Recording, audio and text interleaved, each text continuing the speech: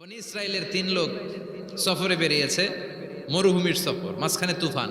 কই যাবে, কই বাঁচবে? দৌড়াদৌড়ি শুরু। দৌড়াতে দৌড়াতে এক পাহাড়ের গুহার ভেতরে আশ্রয় নিয়েছে। গুহা চিনেন তো? পাহাড়ের গুহা।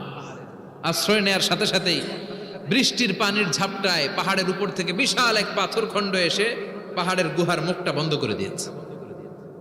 বন্ধ, অন্ধকার। এরা পড়ছে বিপদে। হায় হায়, বাঁচার জন্য ঢুকলাম, এখন দিই মরণ। ঢুকছিল কি জন্য? এখন মরণ। বিশাল পাথরের খণ্ড এসে গুহার রাস্তাটা বন্ধ করে দিয়েছে। 3 জন গায়ে যত শক্তি ছিল ধাক্কায়ও পাথর সরাইতে পারে না। হায় হায়, অক্সিজেন ভিতরে যা আছে আধা ঘন্টা শেষ হয়ে যাবে। কি করে বাঁচবো? বাঁচার উপায় নাই। চিল্লা ফাল্লা শুরু হয়ে গেল, কান্নাকাটি শুরু। একজন বলে, তোমাদের জীবনে কার কি ন্যাক আমল আছে, যেই ন্যাক আমলটা আল্লাহর ভয়ে করছিল ওইটার ওসিলা দিয়ে দোয়া করে দেখো কিছু হয় কিনা। সুবহানাল্লাহ কোন? এটাই উপায়। একজন হাঁটু গেড়ে চোখের পানি ছাড়া শুরু করছে আর দোয়া শুরু করছে, আল্লাহ আল্লাহুম্মা কানাত লি আবাওয়ান শাইখান কাবীরা।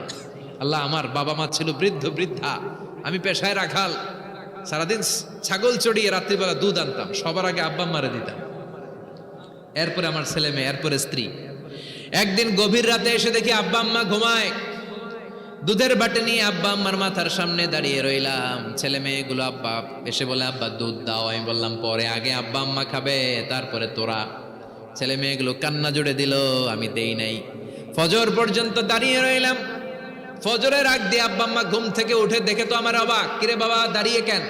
বললাম প্রতিদিন দুধ খেয়ে ঘুমাও, আজকে আগে আগে ঘুমিয়েছো, দুধ খাও নাই, তোমাদেরকে আগে দিব বলে দাঁড়িয়ে রইলাম। আল্লাহর ডেকে বলে, আল্লাহ ওই দিন সারা রাত দুধের বাটি নিয়ে মা বাবার শিওরে আমি দাঁড়িয়েছিলাম। ফজরের সময় আব্বা আম্মারে দুধ খাওয়ালাম, তারপরে ছেলে মেয়েদেরকে দিয়েছিলাম, তারপরে স্ত্রীর মুখে দিয়েছিলাম। ও মাবুদ, ওই দিনের এই কাজটা আমি দুনিয়ার কাউরে খুশি করার জন্য করি নাই, শুধুমাত্র তোমার খুশি ছাড়া। ওই রাতের ইবাদত যদি তোমার দরবারে ভালো লেগে থাকে, ফাফাররিজ আন্না মা নাহনু ফি, আজকের বিপদের দিনে কেউ বাঁচানোর নাই, তুমি আমাদের বাঁচাও। ফানফাজারাত, মুহূর্তের মধ্যে 1/3 বিশাল পাথর খণ্ডটা 1/3 ডান দিকে সরে যায়, এক পাশে সরে যায়। সামান্য আলো বাতাস ঢুকতে আরম্ভ করবে। এখন বাতাস ঢুকে, এখন বেঁচে থাকতে পারবে এই নিশ্চয়তা হয়েছে। সুবহানাল্লাহ কোন? এবার সে বলল, ভাই তোর কি আমল আছে বল। দ্বিতীয় জন হাঁটু গেড়ে আবার চোখের পানি ছেড়ে আল্লাহরে ডেকে বলে, মাবুদ আমার এক চাচাতো বোন ছিল, কানাত লি ইবনাতু আম জামিলা ওয়া কুনতু উহিব্বুহা কাআশাদ্দি মা ইউহিব্বুর রিজাল আন-নিসা। আল্লাহ, সুন্দরী, অনন্যা, অপ্সরী, প্রিয়ংবদা, অনুসুয়া, গুণবতী, রূপবতী আমার এক চাচাতো বোন ছিল, তার প্রেমে আমি ছিলাম পাগল পাড়া, কিন্তু সে তো আমার ডাকে সাড়া দেয় না। অনেক চেষ্টা করলাম তারে পাওয়ার জন্য। চাচাতো বোন আমারে বলে, 100 স্বর্ণ মুদ্রা যেদিন দিতে পারবা ওই দিন আমারে পাবা। এবার আমি স্বর্ণ মুদ্রা কালেকশনের কাজে লেগে গেলাম। বছরের পর বছর চেষ্টা করে 100 স্বর্ণ মুদ্রা যেদিন পেলাম ওই দিন চাচাতো বোনের কাছে গেলাম, যে তার হাতে স্বর্ণ মুদ্রা দিলাম, বললাম চলো এবার আমরা অপকর্ম করি। স্বর্ণ মুদ্রা পেয়ে সেও খুশি, আমিও খুশি। সে পাইছে স্বর্ণ, আমি পাইছি তারে। গোপন একটা রুমের ভেতরে ঢুকলাম, দুজনে জামা কাপড় খুলে ফেললাম, নেকেড হয়ে পাপ কাজ শুরু করব।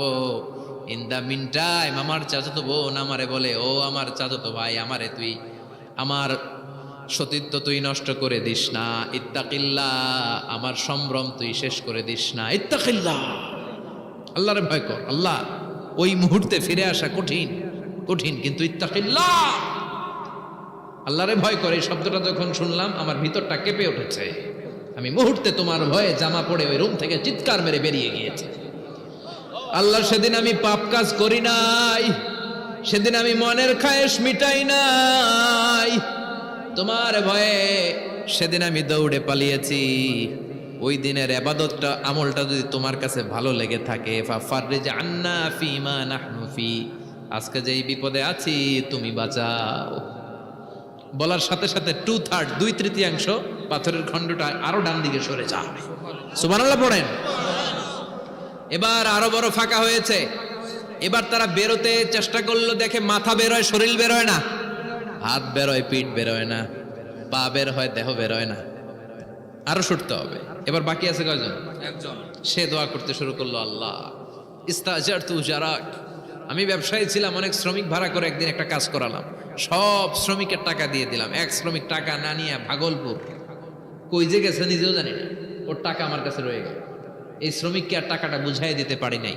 এই টাকা দিয়ে আমি কয়েকটা ছাগল কিনলাম, এই ছাগলগুলো বাচ্চা দিল, ওগুলো বাচ্চা দিল, ওগুলো বাচ্চা দিল, দিতে দিতে বিশাল ছাগলের ডেইরি ফার্ম করে ফেললাম তার ওই টাকা দিয়ে। এক যুগ 12 বছর পরে সে এসে বলে আমার টাকা ফিরায় দাও। আমি বললাম এই যে ছাগলের ডেইরি ফার্ম পুরোটাই তোমার। সে বলে আতাস্তা জি মিন্নি, আমার সাথে ঠাট্টা করো? আমি পাই সামান্য কয়টা টাকা, এক যুগ আগে যেই টাকা পাইতাম ওইটা দিলেই চলবে। আমি বললাম ও শ্রমিক, তোমার টাকা দিয়ে আমি ছাগল কিনে ব্যবসা করেছি, ছাগল বাচ্চা দিয়েছে, বাড়তে বাড়তে বাড়তে বাড়তে আজকের বিশাল এই ডেইরি ফার্ম। এই ডেইরি ফার্মের মালিক আমি নই, তুমি নিয়ে যাও। বলার সাথে সাথে শ্রমিক আনন্দে নাচতে নাচতে ডেইরি ফার্ম নিয়ে যায়।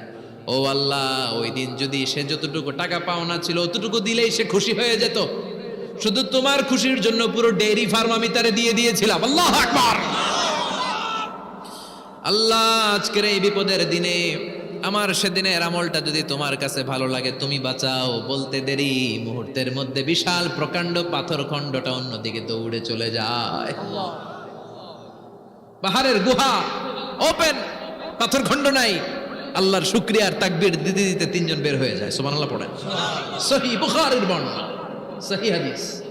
নিজের এমন কোন নেক আমল যদি থাকে যে আমলটা শুধু আল্লাহর জন্য করেছিলাম, ওই নেক আমলের ওসিলা দিয়ে দোয়া করলে দোয়া কবুল করবে কে? করতে রাজি আছেন তো?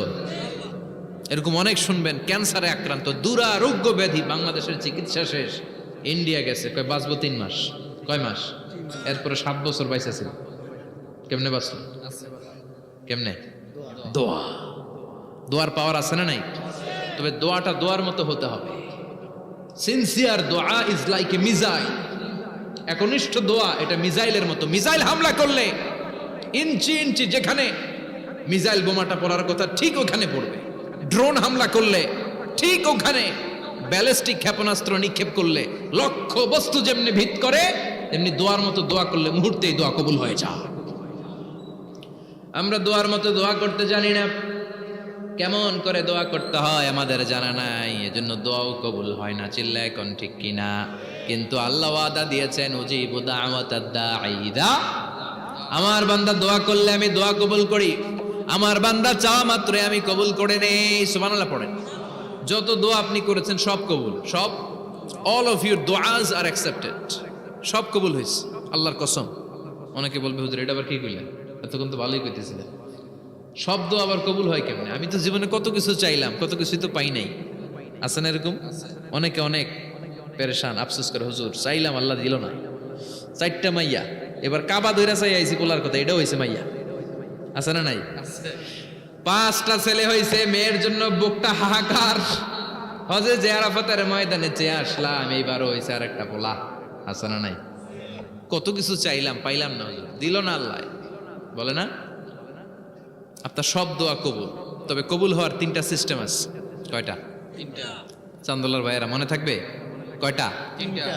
আপনি যত দোয়া করছেন সব কবুল, কারণ আল্লাহর কাছে কিছু চাইলে আল্লাহ ফিরায় দিতে জানে না। আল্লাহ জানেই না কেমনে ফিরায় দিতে হয়। সুবহানাল্লাহ কোন? চাওয়া মাত্রই আল্লাহ বলে অ্যাকসেপ্টেড, যা কবুল, দিব দিব না এটা বলতে জানে না, চাওয়া মাত্রই বলে দিব। 3 সিস্টেম। নাম্বার 1, আপনি আল্লাহর কাছে দোয়া করলেন, চাইলেন, আল্লাহ বলে দিব, বলেই তিনি দিয়ে দেন আর আপনি খুশি হয়ে যান, পেয়ে গেলেন।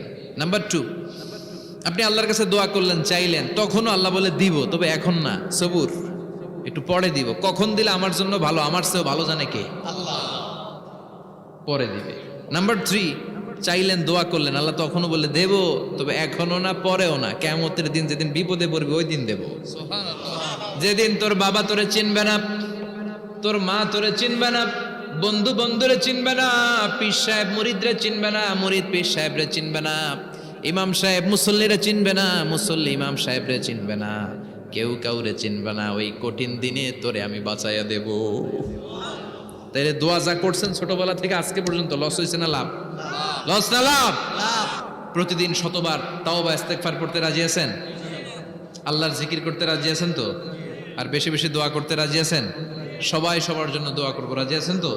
আল্লাহ আমাদের সবাইকে কথাগুলো বুঝার ও আমল করার তৌফিক দান করুক। আমরা পড়ি আমিন।